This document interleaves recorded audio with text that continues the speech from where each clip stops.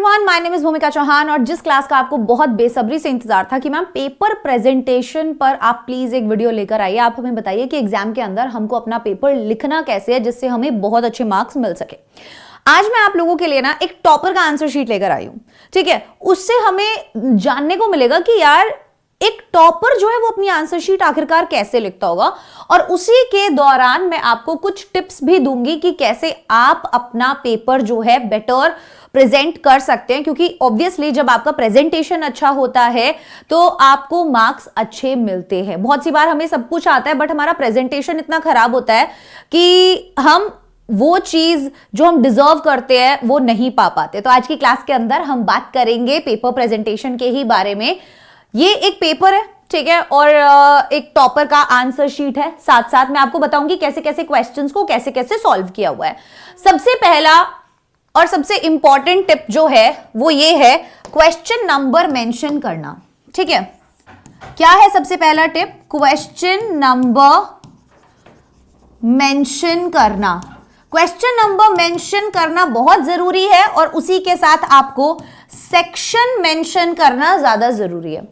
अक्सर बच्चे सोचते हैं कि मैम हम स्टार्टिंग में पेपर सेक्शन ए से करें क्या, लैंग्वेज एंड स्टडी से, या हम राइटिंग स्किल से करें क्या, या हम पोइट्री वाले सेक्शन से करें क्या। आखिरकार हम अपना पेपर कहां से शुरू करें? देखो, आपकी मर्जी है, आपको जो भी सेक्शन सबसे अच्छे से आता है आप वहां से शुरू करो, उसमें कोई प्रॉब्लम नहीं है, बट मेंशन जरूर कर देना। दूसरी चीज, ऐसा नहीं होना चाहिए कि आपने पोइट्री वाला सेक्शन शुरू किया, उसका सिर्फ एक सवाल किया, फिर आप आ गए लैंग्वेज एंड स्टडी पे, फिर आप वापस से चले गए पोइट्री पे, फिर आप आ गए किसी और पे। तो ऐसा नहीं करना है। एक बार वो सेक्शन उठा लो स्टार्टिंग में जो तुम्हें बेस्ट तरीके से आता है और उसको करना शुरू करो, क्योंकि first impression is the last impression. अगर स्टार्टिंग में ही बहुत ज्यादा गलतियां हैं, कोई ऐसा सेक्शन कर दिया है जो बहुत ज्यादा मिस्टेक्स जिसके अंदर हैं, तो वहां पे थोड़ा सा आपका इंप्रेशन खराब हो सकता है। दूसरा, आप क्या कर सकते हो, सेम सेक्शन से ही शुरू कर सकते हो, ठीक है, कि सेक्शन ए से ही आपने शुरू किया है, लैंग्वेज एंड स्टडी से आपने शुरू किया और आपने जो क्वेश्चन नहीं आते थे उसके लिए थोड़ा सा स्पेस जरूर छोड़ दिया।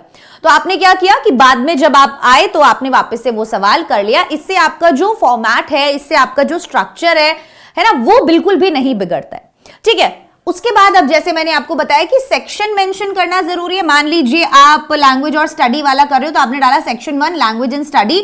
उसके बाद आपको डालना है, मान लीजिए आप क्या कर रहे हैं, A1, ठीक है, A1 सॉल्व कर रहे हैं, A1 का भी फर्स्ट पार्ट का भी फर्स्ट पार्ट सॉल्व कर रहे हो। तो इस तरीके से आप क्या करोगे, उसको मेंशन जरूर करोगे। जैसे यहां पर इसने किया हुआ है, क्वेश्चन देखो, क्वेश्चन नंबर 1 A1 तो ये पूरा मेंशन करना है, एक लाइन में ये पूरा लिखना, क्वेश्चन नंबर 1 A1, ठीक है।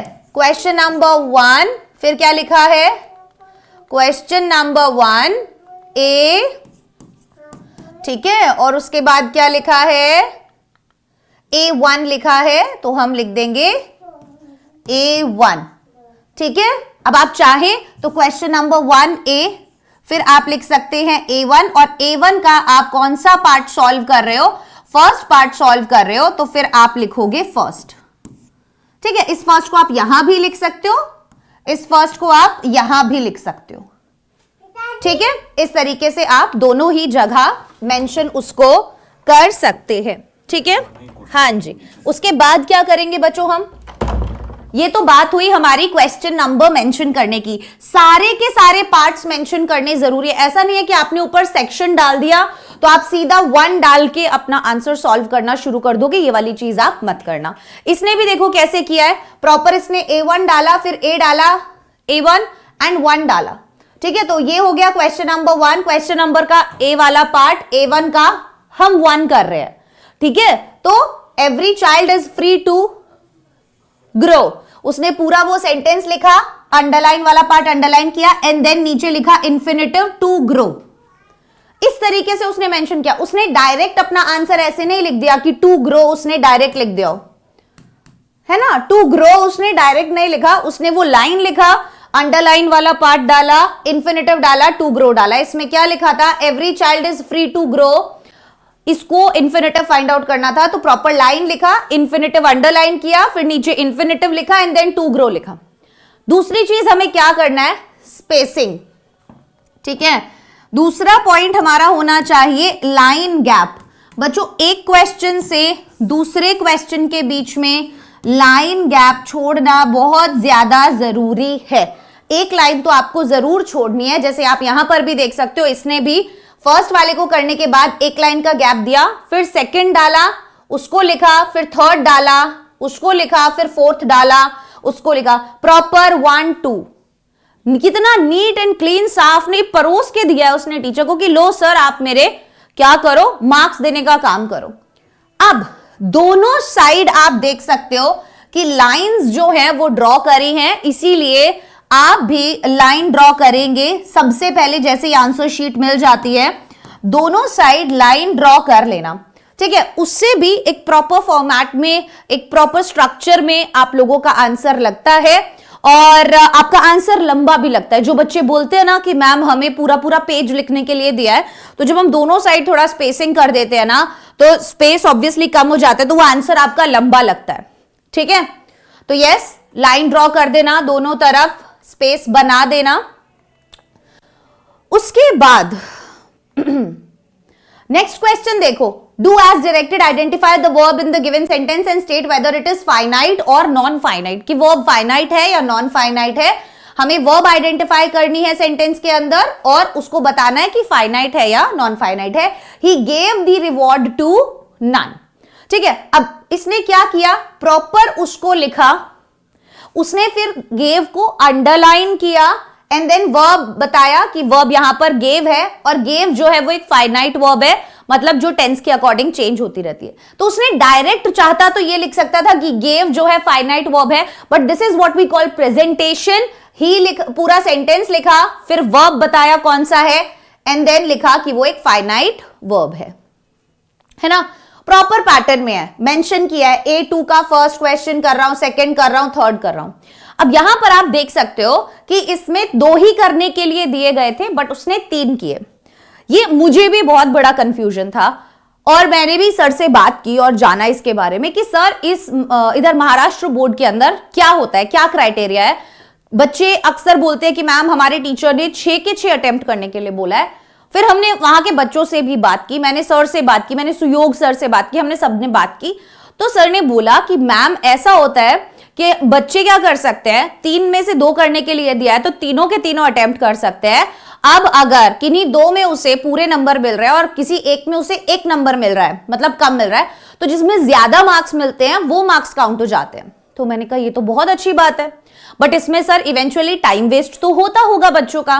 तो सर ने बोला कि हाँ मैम इसमें टाइम वेस्ट होता है बच्चों का, बट आप बच्चों को ये बोलिए कि आप सारे के सारे क्वेश्चन करिए जब आपके पास टाइम है। ठीक है, उसके लिए आप स्पेस छोड़ दीजिए।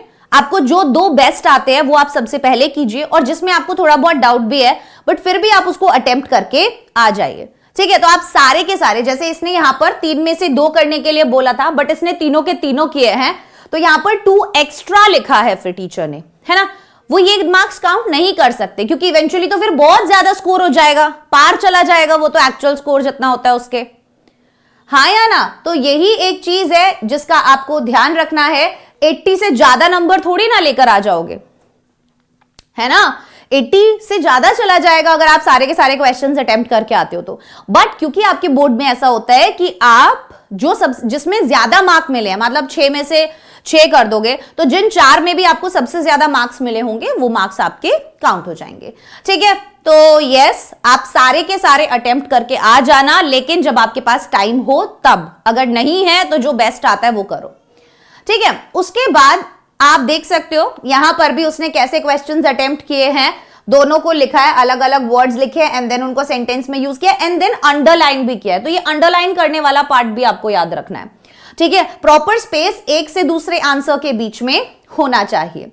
उसके बाद हम क्या करेंगे, ये तो मैंने आपको बताया कि दोनों साइड लाइन खींचनी है, क्वेश्चन नंबर अच्छे से डालना है, अंडरलाइन करना है, जिस भी पार्ट के बारे में इंफॉर्मेशन आपने दिया है, लाइन गैप देना है। उसके बाद किस टाइप का क्वेश्चन, जो ये टेबल वाले क्वेश्चंस आते हैं। जब आपको इस तरीके के टेबल वाले क्वेश्चंस दिए हों, जैसे सेक्शन 2 टेक्सचुअल पैसेज है, उसके अंदर ये टेबल आपको दिया हुआ है, तो आप एग्जाम में ये टेबल ड्रॉ करेंगे अपनी आंसर शीट में। प्रॉपर, ठीक है, जैसे यहां पर किया हुआ है सेम टेबल आप ड्रॉ करेंगे आंसर शीट में and then you will write your answers over there, ठीक है। प्रॉपर पूरे पेज पे देखो उसने क्वेश्चन नंबर डाला है, सेक्शन 2 डाला है, सेक्शन 2 का A1 डाला है एंड देन उसने प्रॉपर टेबल बनाया है, क्लीन नीट हैंडराइटिंग है, एक एक चीज साफ दिख रही है। तो टेबल बनाना है, डायरेक्ट आंसर्स नहीं लिखने हैं कि फर्स्ट का आंसर एप्पल है, सेकंड का ये है, थर्ड का ये है, फोर्थ का ये, नहीं, टेबल बनाकर अपना आंसर लिखना है, ठीक है।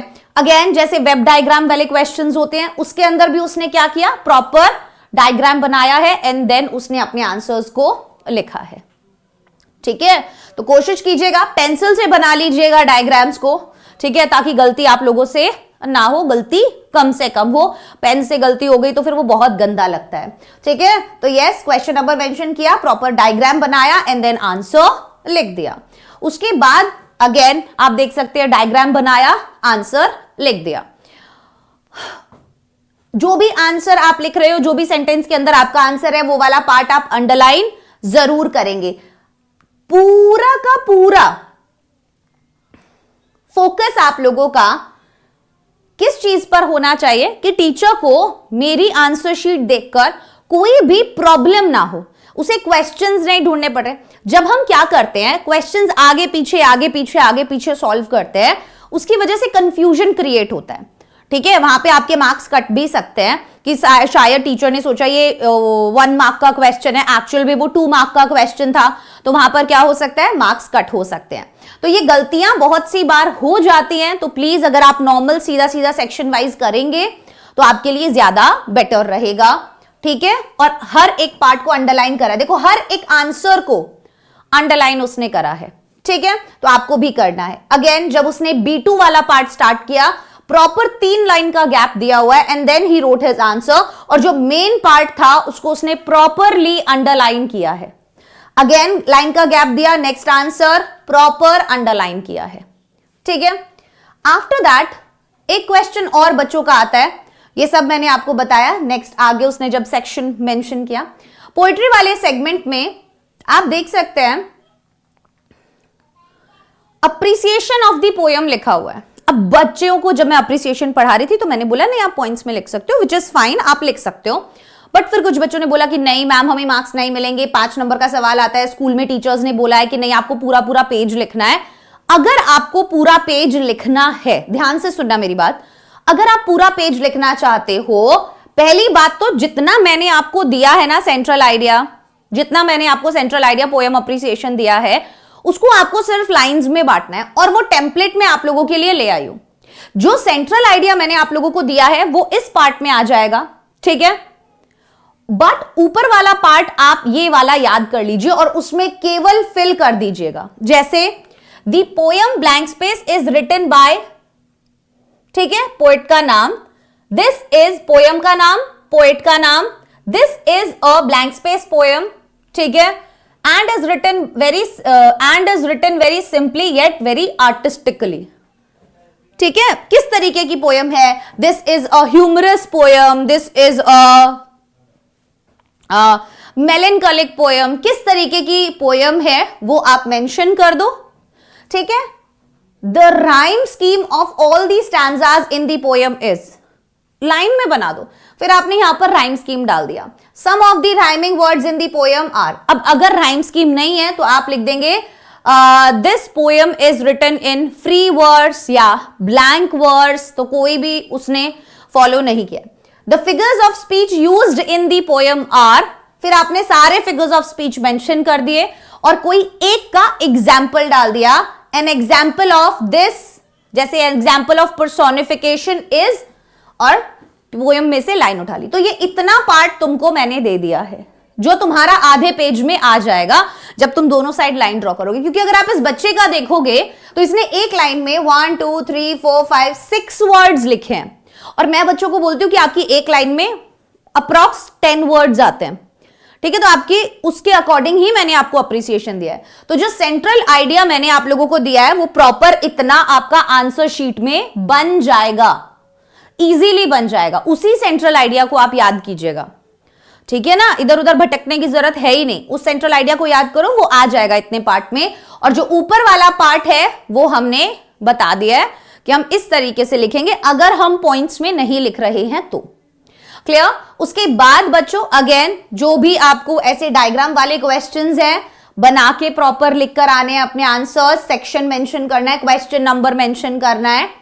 उसके बाद कुछ बच्चे बोल रहे थे कि मैम आप हमें ये बात बताइए कि क्या लेटर एक ही पेज में आना जरूरी है? बिल्कुल भी नहीं। आप यहां पर जब लेटर राइटिंग का क्वेश्चन देखेंगे, अगर आप फॉर्मल लेटर लिखते हो, है ना, तो वो एक पेज में आ ही नहीं सकता। इस बच्चे का भी 2 पेज में आया है, तो बहुत इजी है, आराम से पैराग्राफ छोड़ के लिखा है। पैराग्राफ 1, पैराग्राफ 2, पैराग्राफ 3, 3 पैराग्राफ में तोड़कर लिखा है। सब कुछ लेफ्ट हैंड साइड में लिखा है, राइट? यस और नो लिखा है ना? तो बस आप देख सकते हो कितना बढ़िया तरीके से उसने लिखा है। ऐसे ही आपको लिखना है, एक ही पेज में घुसाने की कोशिश नहीं करनी है, ठीक है? उसके बाद बारी आती है इंफॉर्मेशन ट्रांसफर की। इंफॉर्मेशन ट्रांसफर में भी जो भी फ्लो चार्ट, जो भी ट्री डायग्राम, जो भी वेब डायग्राम, जो भी तुमको दिया रहता है वो प्रॉपर तुमको बनाकर ही अपने आंसर्स को उसमें लिखना है, जैसे बच्चे ने यहां लिखा है। ये डायग्राम्स आपके नीट एंड क्लीन होने चाहिए। आप प्रॉपर स्केल का इस्तेमाल कीजिएगा और तभी अपने ये बॉक्सेस वगैरह बनाइएगा। एक क्वेश्चन से दूसरे क्वेश्चन के बीच में प्लीज गैप जरूर दीजिएगा, ठीक है ना, जिससे आपको बहुत हेल्प मिलेगा। पैराग्राफ्स में लिखिएगा, जैसे इसने ये लिखा पैराग्राफ 1, फिर इसका आया ये लंबा वाला पैराग्राफ 2 और फिर इसका लास्ट आया पैराग्राफ 3, ठीक है? इसने प्रॉपर स्पेस नहीं दिया, बट आप दे सकते हो। यहां तक लिखने के बाद एक लाइन का गैप देके लिख सकते हो, यहां तक लिखने के बाद एक लाइन का गैप देके लिख सकते हो, ठीक है? तो पैराग्राफ चेंज करना एक्चुअल में ज्यादा जरूरी होता है। तो ये थी कुछ चीजें। अब कई सारे कलरफुल पेन यूज नहीं करने हैं, केवल आपको ब्लू कलर का पेन ही यूज करना है, ठीक है ना? केवल आप ब्लू कलर का बॉल पेन ही यूज करोगे, मल्टीपल आपको कलरफुल पेन यूज नहीं करने हैं। उसके बाद आप स्केल वगैरह जरूर लेके जाइएगा। आंसर कॉपी सबमिट करने से पहले एक बार पूरा पेपर वापस से रीड जरूर कर लीजिएगा कि क्वेश्चन नंबर मैंने ठीक डाला है या नहीं, कोई क्वेश्चन मेरा छूट तो नहीं गया। एक क्वेश्चन से दूसरे क्वेश्चन के बीच में लाइन आप जरूर ड्रॉ कर सकते हो कि मैंने एक क्वेश्चन सॉल्व किया, उसके बाद अगला क्वेश्चन सॉल्व करने से पहले मैंने लाइन ड्रॉ करी है, ठीक है? जैसे यहां पर इसने ये वाला क्वेश्चन सॉल्व किया, देन एक लाइन ड्रॉ किया, फिर नेक्स्ट पार्ट सॉल्व किया, देन एक लाइन ड्रॉ किया, उसके बाद नेक्स्ट क्वेश्चन सॉल्व किया। तो हर एक क्वेश्चन कंप्लीट होने के बाद प्लीज ड्रॉ अ लाइन, वो अच्छा लगता है। जो भी आपको आंसर्स दिए हैं उस आंसर वाले पार्ट को जरूर अंडरलाइन करके आइएगा, स्पेशली ग्रामर वाले क्वेश्चंस में, ठीक है? यस, तो ये थी हमारी आज की क्लास, जो थी पेपर प्रेजेंटेशन के बारे में। क्वेश्चन पूरे नहीं लिखने हैं आपको। कई बच्चे ये भी गलती करते हैं, बहुत ज्यादा टाइम वेस्ट करते हैं क्वेश्चन को लिखने में। क्वेश्चन आप लोगों को नहीं लिखना होता है। उसके बाद क्या बात थी जो मुझे बतानी थी? क्वेश्चन आपको नहीं लिखना होता है। राइटिंग, बहुत ज्यादा खूबसूरत हैंड राइटिंग में लिखने की जरूरत नहीं है। हैंड राइटिंग ऐसी होनी चाहिए जो आपके टीचर को समझ में आ जाए, ऐसी ना हो जो सर को पढ़ने में दिक्कत आ रही हो। हम वहां पर उन टीचर को बिल्कुल भी प्रॉब्लम नहीं देना चाहते, क्योंकि उनके पास आपकी आंसर शीट चेक करने के लिए बहुत कम समय होता है, और जितनी ज्यादा आसानी होगी उनको आपका आंसर शीट चेक करने में, आपके चांसेस बढ़ जाएंगे उतने ज्यादा मार्क्स गेन करने के, ठीक है? तो कोशिश कीजिएगा कि सब कुछ नीट एंड क्लीन हो, प्रॉपर स्पेसिंग हो, बहुत ज्यादा घचपच ना हो। कोई भी चीज अगर आपको कट करनी है, गलत आपने लिख दिया, तो सिर्फ एक लाइन ड्रॉ करके उसे कट कर दीजिएगा। आप प्लीज उसको इस तरीके से मत काटने बैठ जाना, वो बहुत गंदा लगता है, ठीक है? वो बहुत गंदा लगता है। बहुत से बच्चे ऐसा सवाल भी करते हैं कि मैम मान लो हमारा आंसर यहां पर खत्म हो गया और मुझे नीचे लेटर लिखना है, तो क्या मैं यहीं से शुरू कर दूं? नहीं, आप नेक्स्ट पेज से शुरू करो, ठीक है? नेक्स्ट पेज से, प्रॉपर साफ पेज से। ऐसे जो टॉपिक है, जैसे स्पीच राइटिंग टॉपिक हुआ, आपका लेटर राइटिंग का टॉपिक हुआ, है ना, ये वाले टॉपिक्स को आप न्यू पेज से ही शुरू करो तो बेटर होगा, ठीक है? तो यस, ये थी कुछ चीजें जो आपको एग्जाम में काम आएंगी। आपके जो भी डाउट्स हो और भी, वो आप मुझसे पूछ सकते हो कमेंट सेक्शन में कमेंट करके। Bye bye everyone, take care, all the best.